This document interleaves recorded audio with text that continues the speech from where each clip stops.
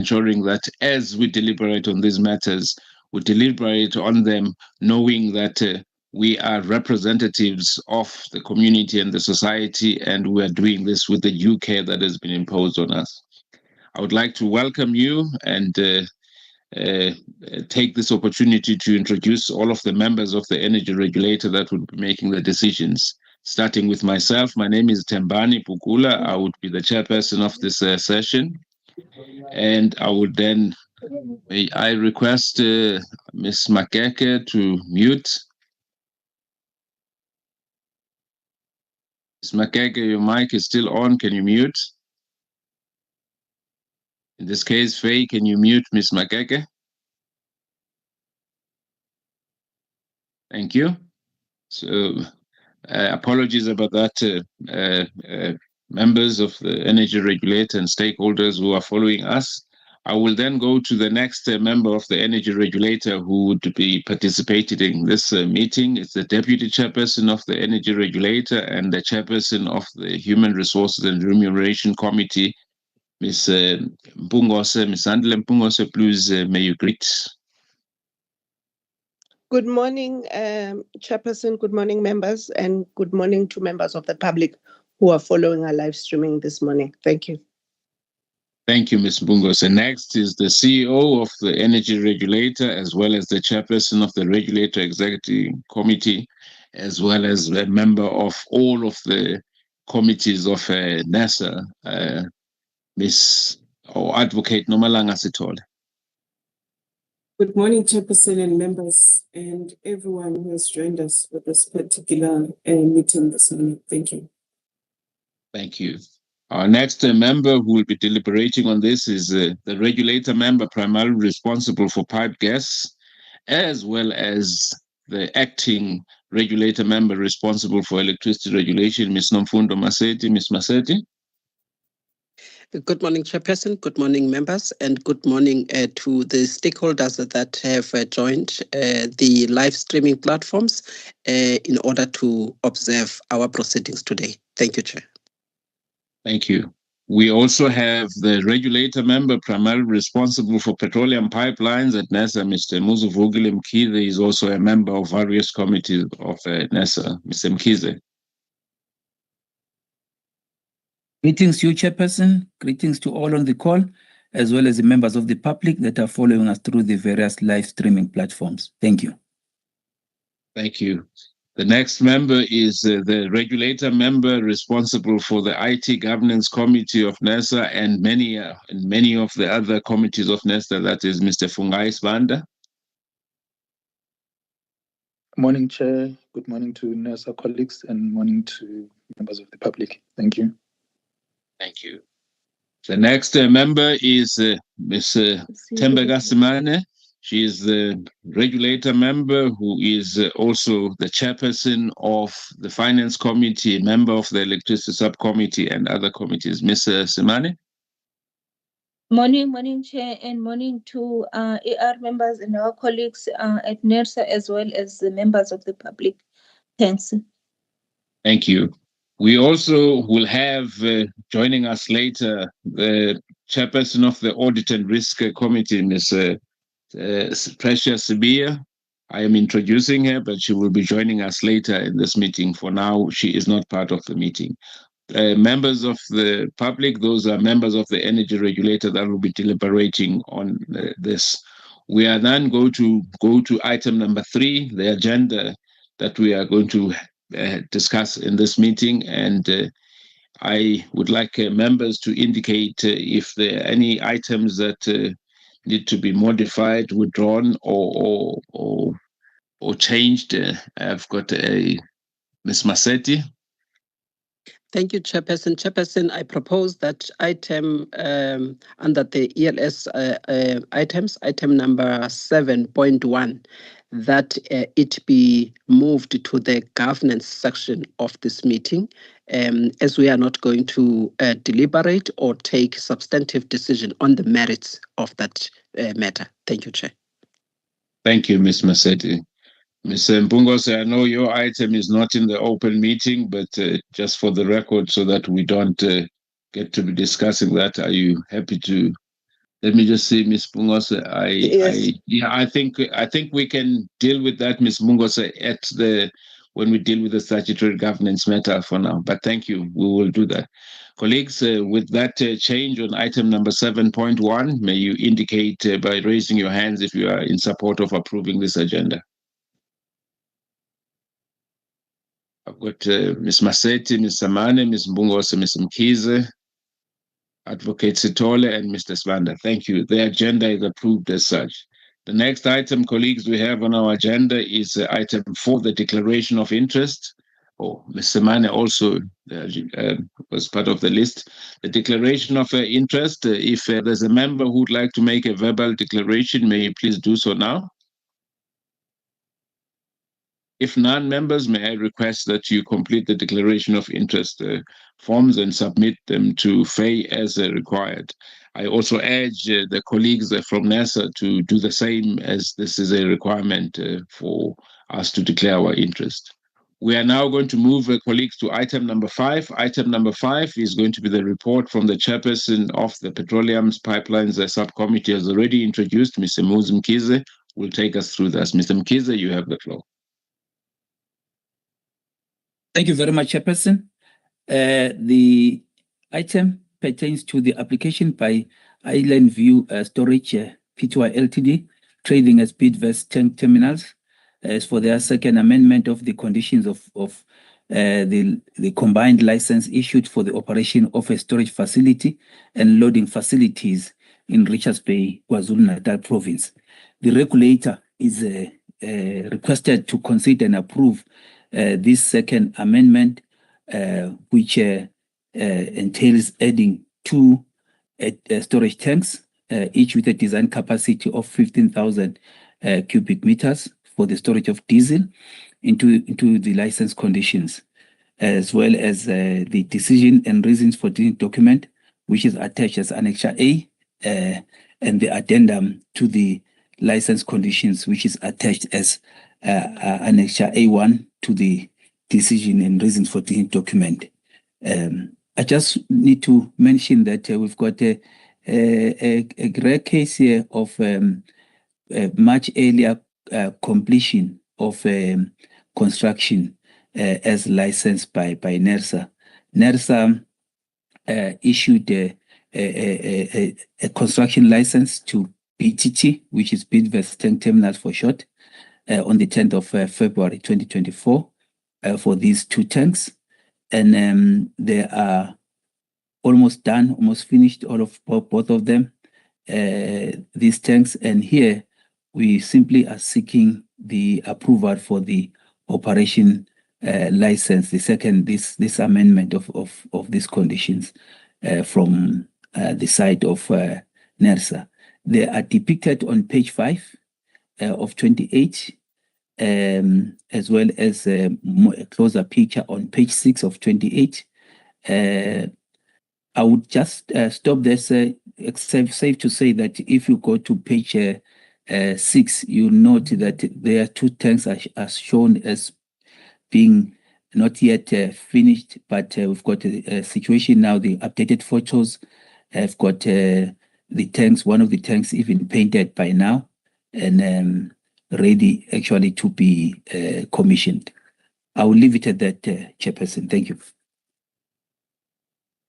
Thank you, Mr. Mkize. Mr. Mkize, I like the note that you started with, that in this industry, or in the industries that we are regulating, very often we talk about the delay and the late completion and all of that.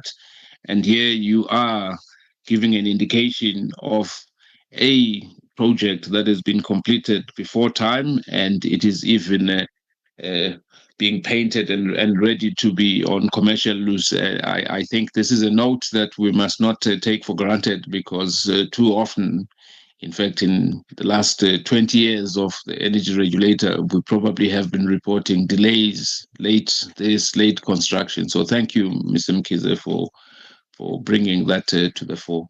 Members of the energy regulator, we have a submission in front of us, and I thought Mr. Mkize was going to be talking about those complicated words that they use in this, the cryogenic tanks and all of that, but he has made it simple.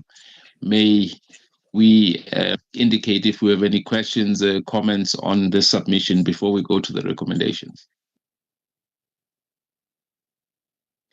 I don't see any hands. That means, Mr. Mkhize, this is nice, clear, and well understood. Colleagues, I will then take you to the recommendations as already read out. I think they are also on page. I just need to get to the page. 9 of 9 of 18. Please, colleagues, indicate by raising your hands if you're in support of those 3 recommendations. But Ms. Maseti, Ms. Semane, Advocate Stolle, Mr. Mkhize, and Ms. Mbungose, thank you.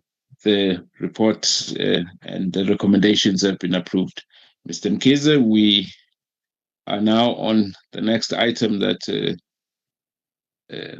oh, sorry, I thought you have the minutes, but before we move on to the next item, Mr. Mkhize, is there any additional point that you would like the regulator members to be aware of?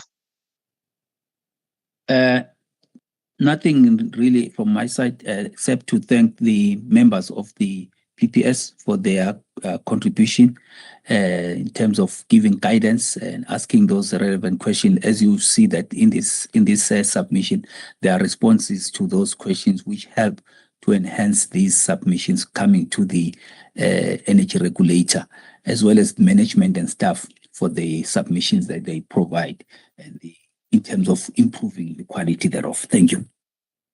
Thank you, Mr. Mkhize. And as in line with what I started with, colleagues, this is the sort of work that the energy regulator needs to be doing. Once an item has been introduced, explained, and with all of the questions that have been read out, what we are left with is what we have just done, approve the recommendation. So I will also want to congratulate the petroleum pipelines subcommittee, the petroleum pipelines team, and all of the people who are involved.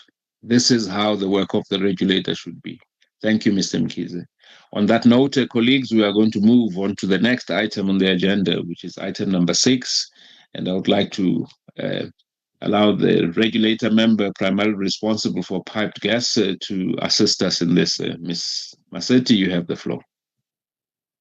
Thank you, Chairperson. Chairperson, what is before us is the application by Sasol Gas for the tariff for the operation of the tariffs that are applied for is over 2 years, starting from 1st July 2025 and end on the 30th of June 2027. So it covers a period of 2 years.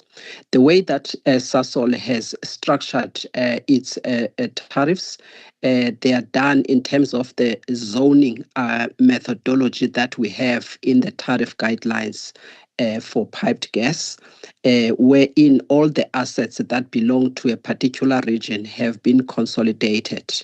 So you will see in the submission, Chairperson, for instance, Table 1 will have 3 zones. Zone 1 being the network that is in Gauteng, the transmission network starting from Secunda, Mpumalanga to Gauteng, all of the transmission pipelines in that area. Zone 2 entails the transmission pipelines covering the area of Secunda going to Middleburg as well as Witbank. Is operated through that area. Then Zone 3 entails all the assets or transmission assets starting from Secunda to KwaZulu-Natal. So, Chairperson, you will see the tariffs that are being proposed there. For Zone 1 is 6 rands and 56 cents per gigajoule. For Zone 2, which is the Secunda Middleburg Witbank, is 26 rand 67, and for KwaZulu-Natal area is 5 rand 80 cents per gigajoule. And then the changes in the second year, Chairperson, you can and members, you can see them in that table 1. Chairperson, My apologies for the, I think we again on the next page, we put it as table 1. It is table 2, just under paragraph 4.4, so that there is no confusion. So that paragraph, that table there is just demonstrating the split or how those tariffs were arrived at in terms of the allowable revenue, as well as the volumes that are forecast for each of those zones. That will be table 2 for the record, Chairperson. And this matter, Chairperson, was also considered at the PGS, and the members did not raise any substantive concerns or issues during the PGS.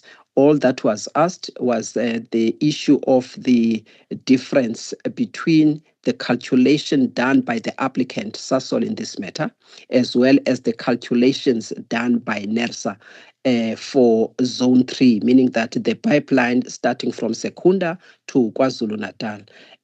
So the explanation was provided on paragraph 6.1 that these are also caused by the cost allocation manual that was approved by the energy regulator. So the cost drivers there are the ones that influence the calculations and the differences, as well as the volumes that go through that pipeline.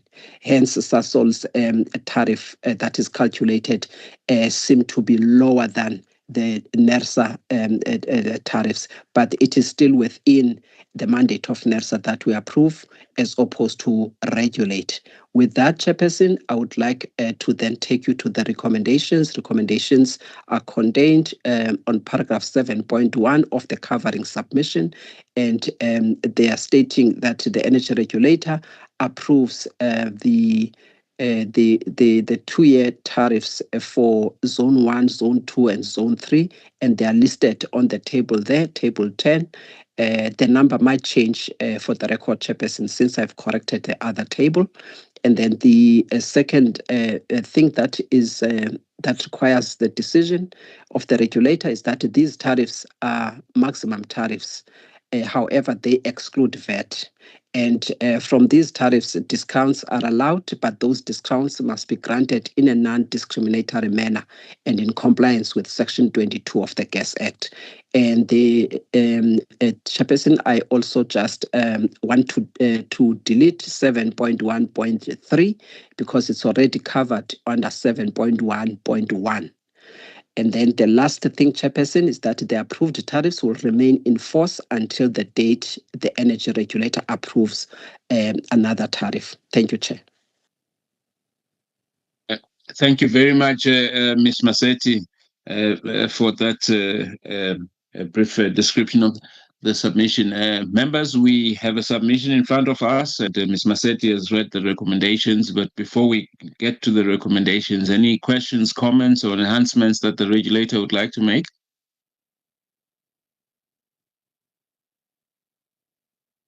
Mr. Sbanda?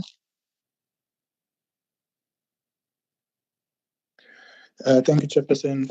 Chair, I'm happy with the recommendations.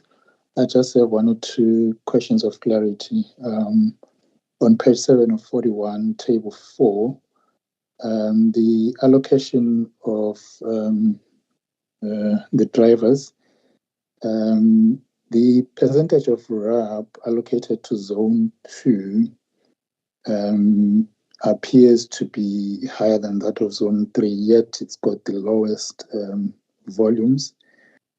I'm not sure how that split is done in terms of the RAB, but just a question of is that not an issue of customers perhaps paying for overcapacity, since the volumes seem to be very low. And then on paragraph 4.19, the second part talks about the differences of between -7% and 9%. But I don't see where those are, because tables 7 and 8, the differences are actually between 1% and -10%. And then the the issue of the 10% variance, I've always assumed that it's in the methodology, but I see that it's probably more of a practice than an issue of the methodology. And my question is it not beneficial perhaps for us to then embed this in the methodology so that it's not just a question of practice, but it's something that is embedded in the methodology? Thank you, Chair. Thank you very much, Mr. Sibanda. Ms. Masetti, Mr. Sibanda, those are the questions. I didn't see any other hand up. So, Ms. Masetti, please assist. Thank you, Chairperson, and thank you, Mr. Sibanda, for the questions. Chairperson, the issue of the RAB for Zone 2, yes, it is a concern, and it is the one that we clarified at the piped gas subcommittee. And also there has been some incidents of interruptible supply there.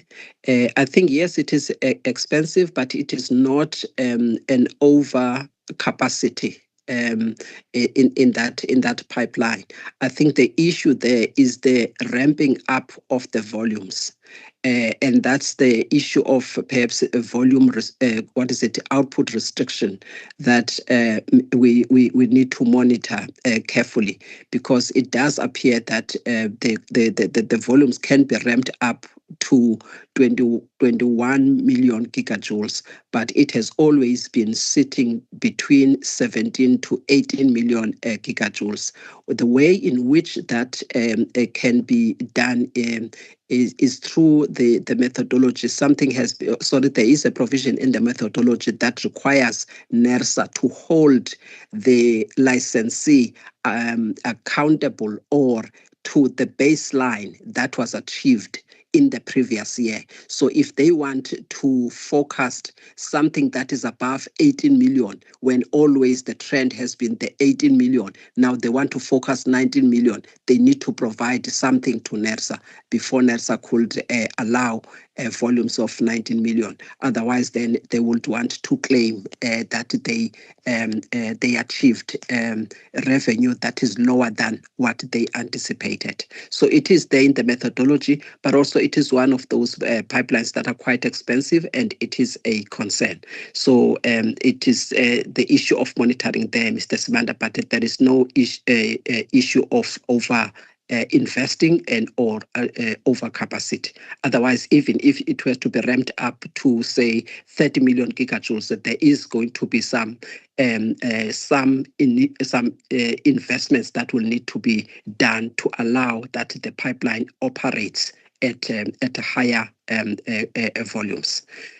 Thanks for that. And then, Chairperson, the issue of the 10%, I think you will know it very well, because when we also tried to clarify this in some years as to how did we get to the issue of 10%, it was the explanation that we always had, Chairperson, and I'm hoping that you will also recall this, is that because we have the powers to approve, and that was also the case with the petroleum pipelines.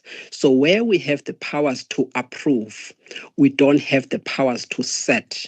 Then there is it's sort of a range there of maybe the difference of 1 to 10%. It must not exceed 10%. Otherwise, when it exceeds 10%, it is considered as significant. And therefore, if we change and say, no, we will regulate, we are concerned, it means we are giving ourselves powers to set. So that's how the 10% came about. However, on the issue of maybe embedded in the methodology, I will say, Mr. Sibanda, and this is based on the experience and the observations that we have seen, is that licensees now, they have a tendency of making calculations that are going to be above what NERSA has calculated, and make sure that the amounts are not exceeding 10%. Maybe there will be 8%, 9%, or even 7%. And that is actually not good, because then it will mean that we will allow it. However, if we had powers to set, we would then not allow the 9% or 8%. We will set the number that we have calculated. And that's just the disadvantage of not having the powers to set. So I would not encourage that we have it in the methodology, because it will be out there, and also stakeholders will make sure that when they calculate, they will always have that extra that they know that the energy regulator will allow. Thank you very much, Chairperson. I'm hoping that I've clarified the questions.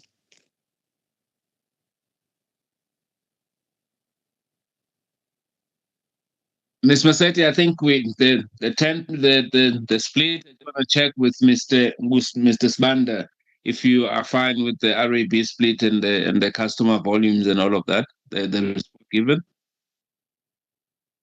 Let me call on Ms. Magoda. Maybe I did not hear exactly the essence of Mr. Sbanda's question. Ms. Magoda, may you please step in on this one to assist? Yes, Chairperson, I think Ms. Massetti has covered it. The way we split is based on the cost allocation manuals, which look at the volumes for the particular zone. So you have covered it, Ms. Massetti. Thank you, Ms. Magoda. Ms. Massetti, let me check with Mr. Sbanda first, but there's a one that has not been responded to, the -7% and then to 9%, and that the calculations are not showing that. But let's check the other two that you've responded to. Mr. Sbanda? Chair, I'm happy with the explanations, Chair, and thank you to Ms. Massetti. Thank you, Mr. Sbanda. Ms. Massetti, can we just deal with I think it's on 4.19 that there's an issue around what we're saying there. Oh, okay. May I request then, Chairperson, without wasting your time, to request Mr. Dumisani Njezula to assist on that. Thanks, Chair. Thank you. Yes, ma'am. No, that 4.19, that was a typo from my side. I was supposed to indicate it as 1% and -10% in paragraph 4.19 in alignment with the tables above. Thank you, Chair. Thank you, Mr. Goweni. Mr. Sbanda, that's aligned with what is on the table there. Are you covered, Yes. Mr. Sbanda? Yes, I'm covered, Chair. Thank you. Thank you. All right. Thank you. Colleagues, we are going to go back, but this is one of those indications that as we do this, let's be thorough. Let's not get to that point where, I mean, we are the experts in this. I think us as regulator members, we should be guided and be led by you in this. And yes, mistakes may happen, but then I'm also going to request that the whole approval team shouldn't take things for granted. It must look at that so as to protect both the subcommittee, the regulator members, and the organization that we are leading. Thank you for spotting that, Mr. Sbanda. Thank you. Colleagues, I'm going to then take you back to item 7.1, the recommendations. I think we only have taken off 7.1.3. And if you could indicate by raising your hands that you are approving the recommendations on item 7, excluding 7.13. With Ms. Massetti, Mr. Mkize, Mr. Mane, Mr. Sbanda, Advocate Sitole, and Pungose. The item is approved. Ms. Massetti, we can then move on to the next item, 6.2. Thank you, Chairperson. Chairperson, the next item from the Pipe Gas Subcommittee is the application that was submitted by Evras, Highveld Steel and Vanadium. The application relates to the maximum price of gas that this licensee wishes to charge its customers. And the period for this maximum gas price is July 2024 to December 2025. Chairperson, the period there, we stated in the PGS that it is also for monitoring purposes, as this licensee struggled a bit in terms of submitting its tariff in time and also adjusting the calculations in terms of the new methodology that was approved by the energy regulator. So we still have a period that is still remaining up until December 2025, just to clarify the issue of the period there. Chairperson, in terms of this application, we've got two tables that we have provided, Table 1 and Table 2. Table 1 deals with the components that made up the maximum price, and you will see those components, they take into account the cost of gas, as well as the trading cost, meaning all of the trading assets that they are utilizing. They're quite small because it does not have a lot of assets. And then there is also a profit component. The profit component is supposed to be on that cost of the molecule, and that is allowed in terms of regulation for sub 4 of the pipe gas regulations. Now, the maximum price for the period is 161.94 cents per gigajoule per annum. This licensee is also selling to others that on sale. So for that, then it has allowed a 5% discount on that 161.94 per gigajoule. You will see then the calculation now on Table 2 showing that discount that is applied. And having applied that discount, the amount now comes to 153 per gigajoule per annum.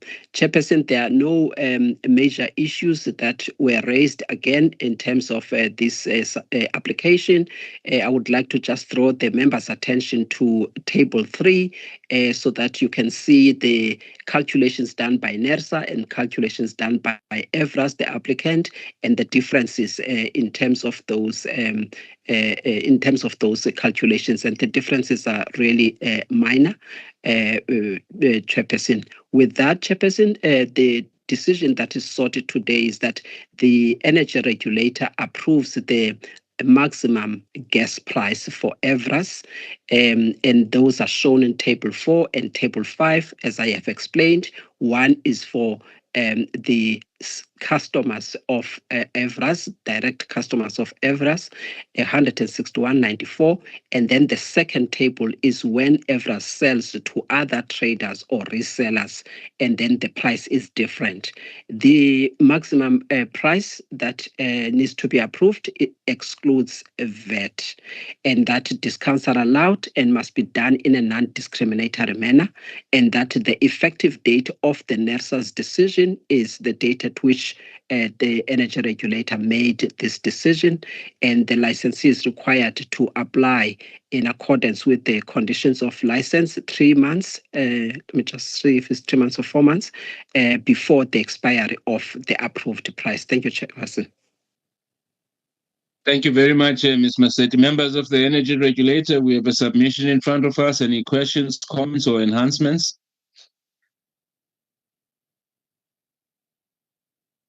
I do not see any hands, and Ms. Massetti has read the recommendations under paragraph 7, 7.1, 7.12, 7.13, and 7.14. May you please indicate by raising your hands if you're in support of the recommendations.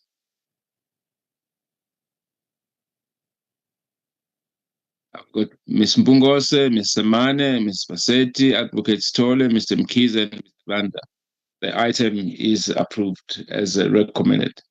We are now going to go to the last item from the pipe gas subcommittee, the minutes. Is there any point or matter that you would want to raise in these minutes, Ms. Massetti?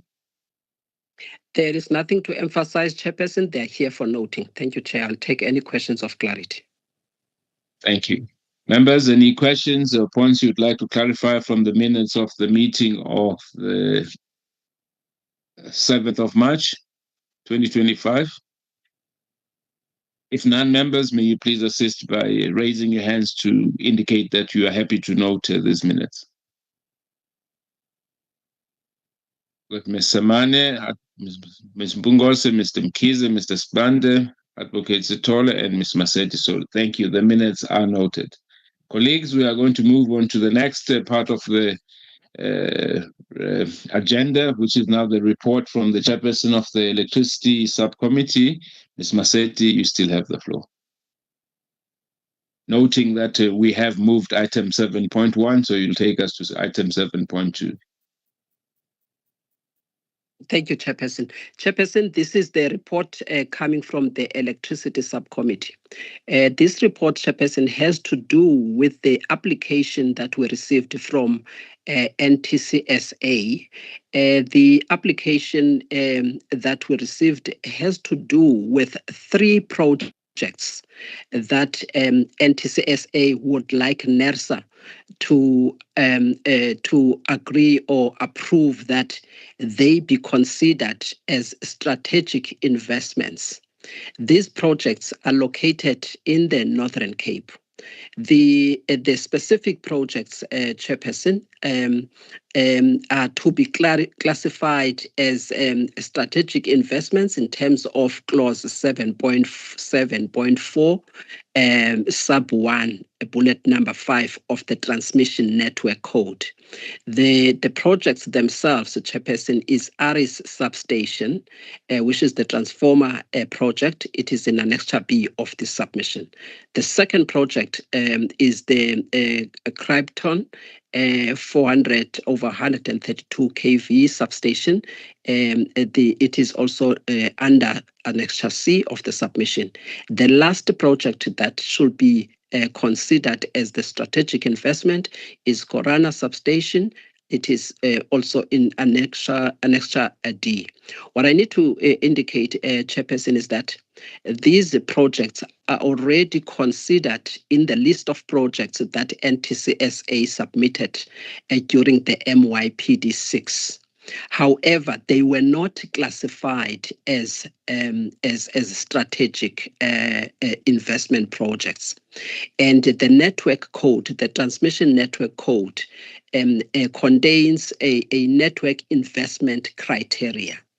And in terms of that code and the clause that I've already referred to, the 7.7.4 sub 1 of this code, it indicates or it requires that the licensee, in this case NTCSA, must submit an application to NERSA for consideration if the licensee wants projects to be classified as strategic investments. So this request falls squarely within that provision that is contained in the code. As indicated, these are projects that are in the Northern Cape, and the projects themselves are also taken into consideration in the budget that was approved in the MYPD. And due to the transmission infrastructure that is lagging, as we know, the generation capacity development is lagging behind the generation capacity development. NTCSA is now taking a proactive stance in terms of investing in transmission in order to enable the integration of the renewable energy projects in the region and to ensure efficient delivery of power to parts of the country. So with that, Chairperson, I just want to now apprise the members about the deliberations that took place at the ELS in terms of this request. Those deliberations are contained on paragraph 5 of the submissions. Really, some of them are issues of enhancements, Chairperson, in terms of the purpose, for instance, and some of them, Chairperson, really are indicated on that table. I do not need to repeat them. As I say, all of them were just issues of enhancements. With that, Chairperson, I would like to now request the Energy Regulator that the Electricity Subcommittee is requesting the Energy Regulator to approve the applications by NTCSA for the classification of the 3 projects as strategic investments as per clause 7.7.4 sub 1 bullet number 5 of the Transmission Network Code. These projects, as indicated, is Aris Substation, Krypton substation as well as Korana substation. Lastly, Chair, the energy regulator has requested to note that these projects are included on the list of planned projects applied for in the MYPD6, and that the funding for this project will come from the already approved budget. Thank you, Chair. Thank you very much, Ms. Massetti, for that. Members, we have a submission in front of us, and it is part of what we have approved. And I think this is also an important part around that these are considered strategic projects and therefore will be treated differently from the rest of the projects that are in there. Any questions from the members? It sounds very clear, Ms. Massetti. There are no questions, and thank you for that. And Ms. Massetti has already, Mr. Sibanda? Sorry, Chair. Chair, it is clear, Chair. The only question that I had really is in terms of the timing of these of the IPP projects that are supposed to be accommodated through this investment, because I think for me timing is quite key. It's either you invest too early, which then doesn't really benefit consumers, or you invest too late. So I think for me, I think it's important maybe to just get an indication of whether when are these projects expected, and I'm specifically talking about the IPP projects coming online, because I noticed that for the three areas, there are different capacities. The first one, I think, is Aries. There's an expectation of about 1,000 or so megawatts. The second one, there's about 2,500. And then the last one, there's an expectation of around 500 megawatts. So they are not all equal in terms of what's supposed to be accommodated. But for me, I think what's critical is when NTCSA invests, it shouldn't really invest too much ahead of time, but also not too late. Hence, I'm asking the question, when are these expected to be to come online, the IPP projects? Thank you, Chair. Thank you, Mr. Sibanda. Ms. Massetti? Chairperson, I'm going to ask for assistance from the team on this one in terms of the timing itself of the IPP projects, and I think that question is also very important, given the fact that there's also a plan for independent transmission projects that the country is looking at. So I will ask then that the team assist Mr. Shozi and or Ms. Dorcas and Charles, please, if any one of you can assist. Dorcas, through you, Chairperson. Thank you, Ms. Massetti. Ms. Rakhala Kane? Okay, thank you, Chairperson and Ms. Massetti, and good morning, colleagues. So in terms of the expectation, especially for Krypton and Korana, what NTCSA is anticipating is that within 12 months of completion of this project, they will start having IPPs requesting for connection points, particularly in these two areas. They've already received requests for cost estimates, but it was at Hydra substation where they cannot accommodate those requests because of space constraints. So they had to look at putting these substations at a different area or location. So the indication is within 12 months of establishment, they are expecting that the IPPs would request for connection. Thank you. Thank you, Ms. Rakhala Kane. To put color, maybe I'm hoping that Charles and Mr. Shozi would also come in, but to put color into this, Mr. Sibanda, you in investing in your transmission system, there are different schools of thought. For example, the Chinese transmission companies, they invest well in front of time, and they accept that those costs of investing early would be socialized amongst the customers, and the customers would benefit from the fact that there will be no delay in this. So their transmission development plan is always ahead of time, and hence you never get this. But if you look at the European countries, I mean, I'll take Germany, Norway, and a few others. There, the investment is always there's always the tendency to try and do it just in time, but it never really happens as just in time. So what gets used is what we have just approved as the energy regulator as another measure of getting your transmission to be fully utilized before you invest. This is this curtailment approval that we have just done. In our case, we still have to study and see how much curtailment, what the rules will be, and how can it be done. And that is what we have approved in the MYPD as well. I think it's to the tune of 1.9 billion rand. And that is also another school of thought when it comes to investing in transmission.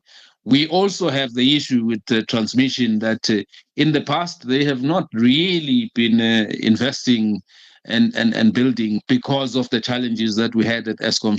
So it's a combination of those two. But these three projects, as they've been categorized as strategic projects in the grid code, is to really deal with the issues that you have raised.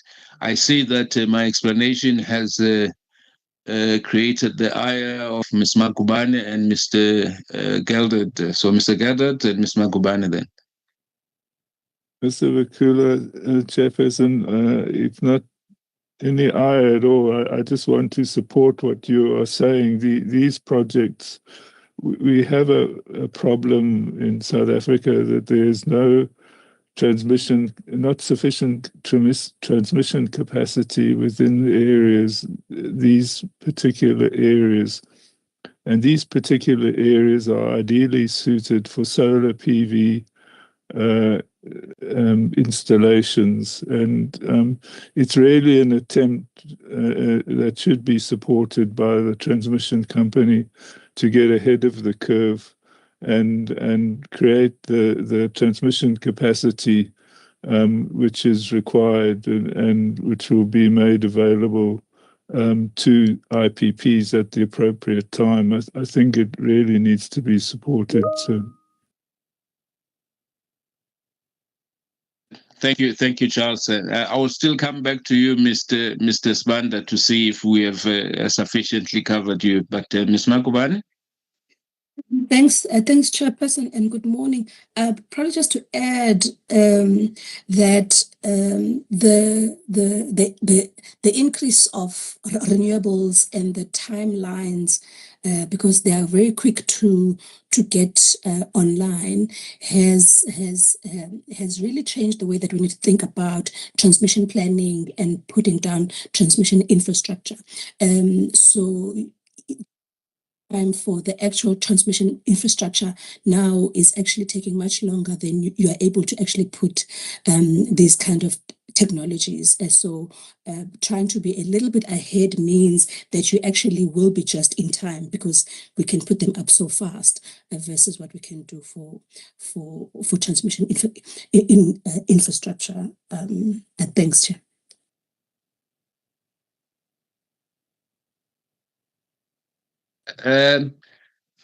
Thank you, Ms. Maseti. I see you want to add, but thank you, Ms. Makubane, because what you have also raised is an important thing, that our planning is still based on your 6-7 years that it takes to put up a plant, the traditional or conventional plants. And right now, these plants can come up in anything between 12 and 18 months. So you have also raised a very important point. Ms. Maseti?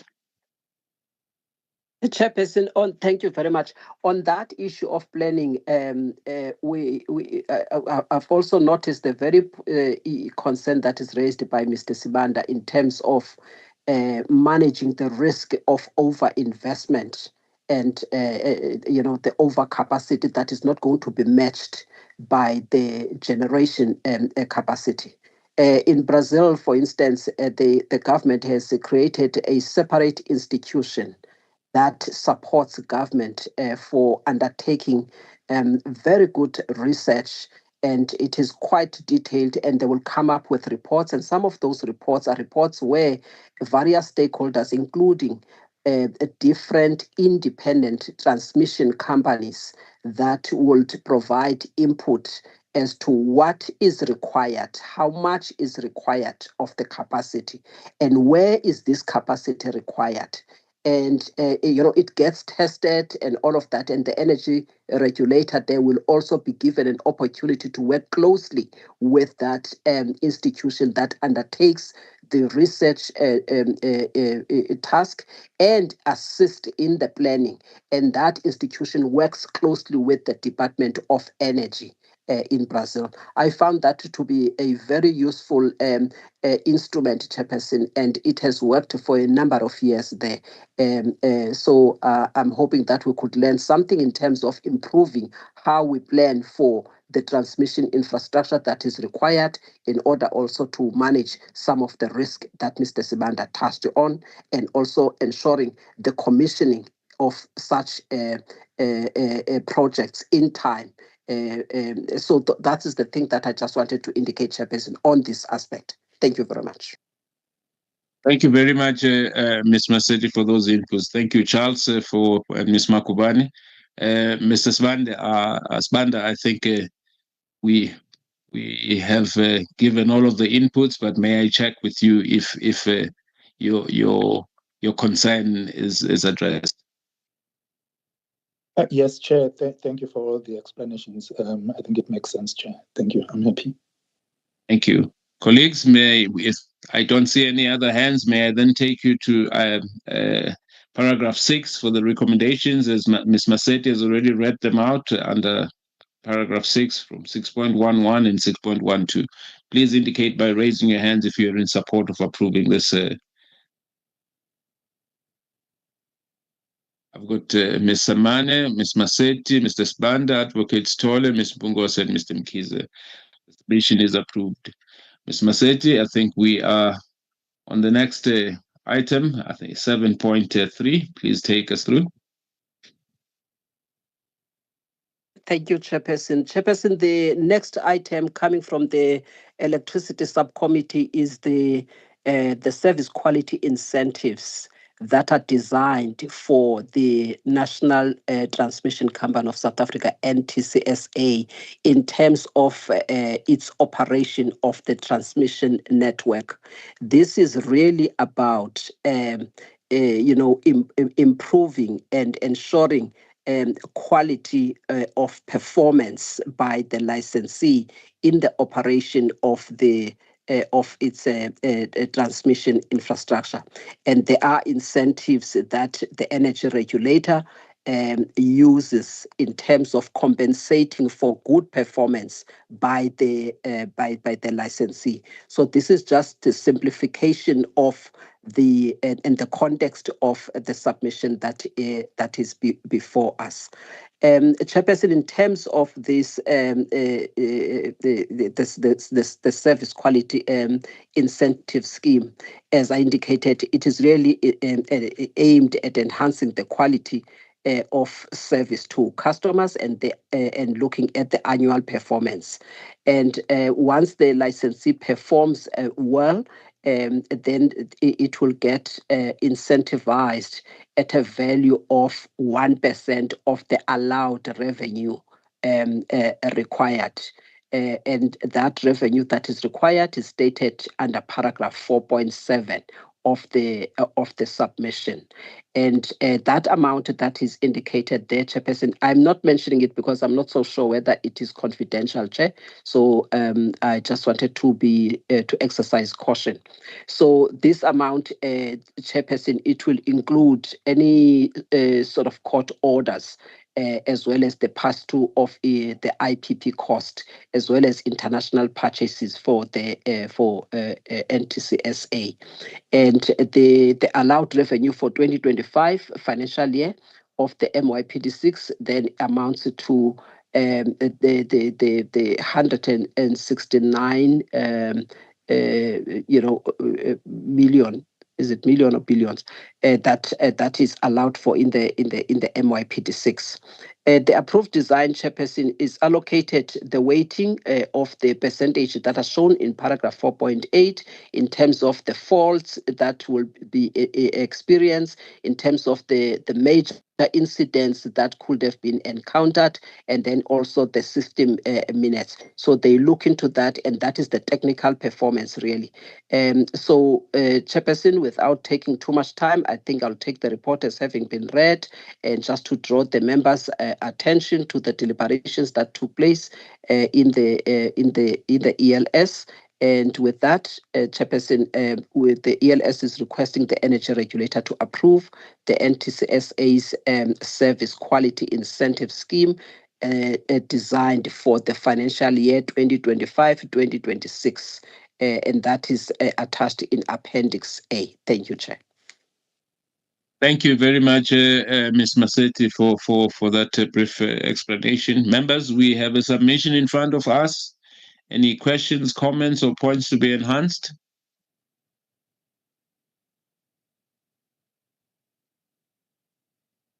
If not, I also sit in the electricity subcommittee, and then I would want to confess that when I worked for ESCOM, this was also one of the areas I was responsible for.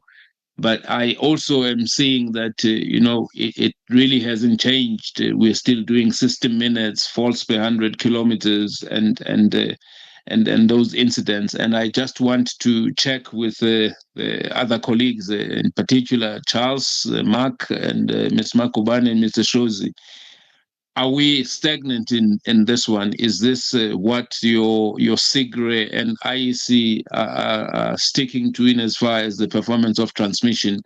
Or should we be moving and looking at other things that really show the improvement of or the performance of the transmission system? Ms. Massetti, through you. Yes, I think they can come in, Chairperson, especially when it becomes so easy for the licensee to meet this performance target. Really, it requires the energy regulator to also look at other areas just to make sure that the overall performance is monitored very closely, and we incentivize or compensate good performance overall. Thanks, Chair. They can come in. I'm going to start with you, Ms. Makubane, and then Charles, and then Mr. Shozi. Ms. Makubane? Thanks, Chair. I'm a bit disabled on this one. Maybe if I can give it to Charles. Charles? Thank you, Chair. As far as I'm aware, these are still the figures which they use to measure transmission performance in terms of the performance of the actual transmission system.